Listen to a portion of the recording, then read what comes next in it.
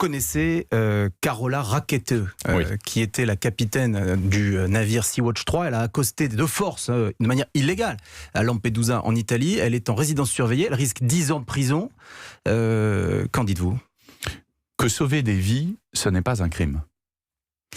Que l'accueil des personnes en détresse, quand on est en Europe, c'est un droit inaliénable. Et que cet énième épisode et cette énième instrumentalisation par messieurs Salvini et consorts démontre l'impérieuse nécessité pour l'Europe d'apporter une réponse de solidarité ensemble.